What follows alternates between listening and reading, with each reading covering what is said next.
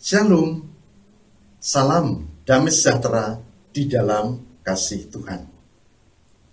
Jumpa kembali di Pagi Menyapa bersama saya, Pendeta Lukas Eko Sukoco dari GKJ Purworejo. Saudara, saya berharap kita semua diberkati Tuhan. Dan saat ini saya akan mengajak kita untuk mencermati satu tema yang penting. Banyak orang yang tanya, sebetulnya yang dikorbankan itu Ishak ataukah kakaknya Ismail, kakak dari istri yang lain, Hagar, budaknya Sarah. Ada yang bertanya, yang dikorbankan itu sesungguhnya Ishak atau Ismail? Saudara, untuk menjawab ini, kita tidak boleh berasumsi. Harus ada data, fakta, dan sumber yang jelas. Siapa yang dikorbankan? Yang menunjuk jelas bahwa nama yang dikorbankan itu siapa. Baik, saya akan mengajak kita untuk memperhatikan Kejadian 22. Kitab Kejadian 22 ayat 1 sampai dengan 14. Yang demikian firman-Nya. Kepercayaan Abraham diuji. Setelah semuanya itu, Allah mencobai Abraham. Ia berfirman kepadanya, Abraham. Lalu sahutnya, ya Tuhan. Firman-Nya, ambillah anakmu yang tunggal itu, yang engkau kasihi, yaitu Ishak.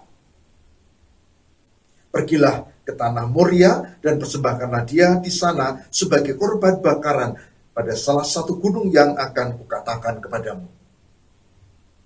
Besokan harinya, pagi-pagi bangunlah Abraham. Ia memasang pelana keledainya dan memanggil 2 orang bujangnya beserta Ishak anaknya itu. Ia membelah juga kayu untuk korban bakaran itu. Lalu berangkatlah ia dan pergi ke tempat yang dikatakan Allah kepadanya. Ketika pada hari ketiga, Abraham melayangkan pandangannya, kelihatanlah kepadanya tempat itu dari jauh. Kata Abraham kepada kedua bujangnya itu, tinggallah kamu di sini dengan keledai ini, aku beserta anak ini akan pergi ke sana. Kami akan sembahyang, sudah itu kami kembali kepadamu. Lalu Abraham mengambil kayu untuk korban bakaran itu dan memikulkannya ke atas bahu Ishak, anaknya. Sedang di tangannya dibawanya api dan pisau. Demikianlah keduanya berjalan bersama-sama. Lalu berkatalah Ishak kepada Abraham ayahnya, Bapa, sahut Abraham, ya anakku. Bertanyalah ia, di sini sudah ada api dan kayu, tapi di manakah anak lembu untuk korban bakaran itu? Sahut Abraham, Allah yang akan menyediakan anak domba untuk korban bakaran baginya, anakku. Demikianlah keduanya berjalan bersama-sama, sampailah mereka di tempat yang dikatakan Allah kepadanya. Lalu Abraham mendirikan mezbah di situ, disusunlah kayu, diikatnya Ishak anaknya itu, dan diletakkan mezbah itu di atas kayu api. Sudah itu, Abraham mengulurkan tangannya, lalu mengambil pisau untuk menyembelih anaknya. Tetapi berserulah malaikat Tuhan dari langit kepadanya, Abraham, Abraham. Sahutnya, ya Tuhan. Lalu ia berfirman, jangan bunuh anak itu dan jangan keapa-apakan dia, sebab telah kuketahui sekarang bahwa engkau takut akan Allah dan engkau tidak segan-segan untuk menyerahkan anakmu yang tunggal kepadaku. Lalu Abraham menoleh dan melihat seekor domba jantan di belakangnya yang tanduknya tersangkut dalam belukar. Abraham mengambil domba itu, lalu mengorbankannya sebagai korban bakaran pengganti anaknya. Dan Abraham menamai tempat itu, Tuhan menyediakan.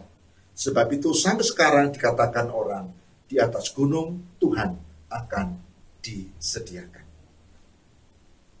Yang berbahagia barang siapa yang mendengarkan firman Tuhan dan memelihara dalam kehidupan sehari-hari.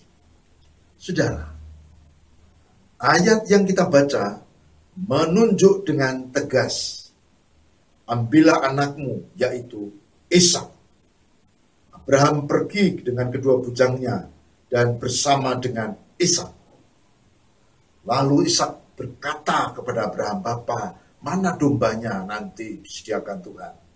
Dan Abraham sampai tempat itu, Ishak yang akan dikorbankannya. Sekali lagi, Ishak, bukan Ismail.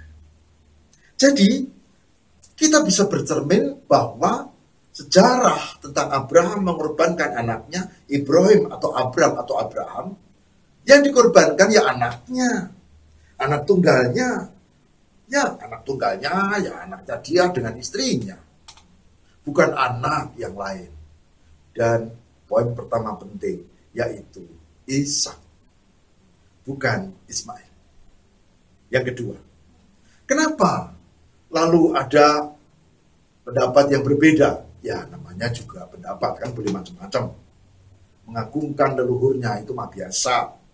Tetapi kita harus lihat apakah benar teks yang kita baca. Apakah ada ayat pendukung yang menunjuk dengan tegas. Pada abad sebelum Masehi, ya, 9 sebelum Masehi, tahun 900 sebelum Masehi lebih tepat. Ketika ini diterjemahkan, itu sudah ada teks tentang Ishak.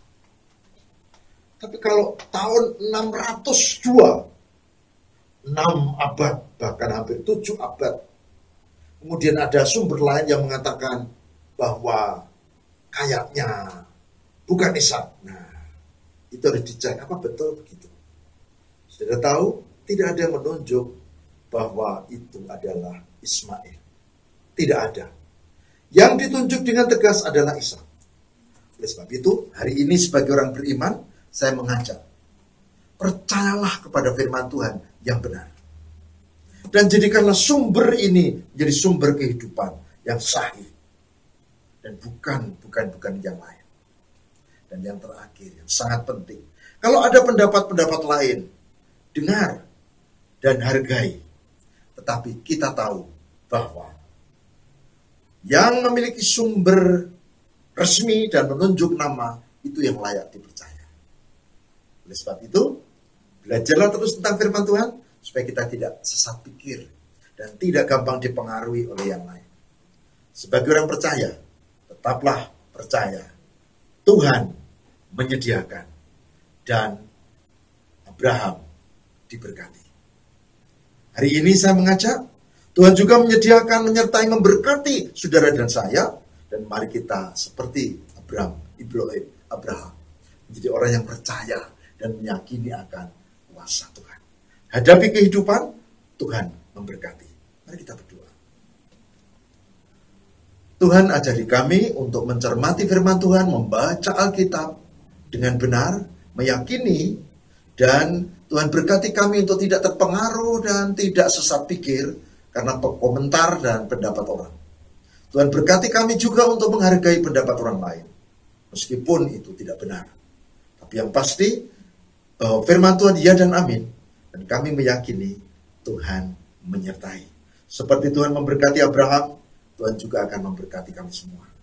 Tuhan terima kasih, ajari kami lebih tekun di dalam Tuhan, dan ajari kami untuk percaya bahwa Tuhan menolong kami, dan Tuhan memberkati kami.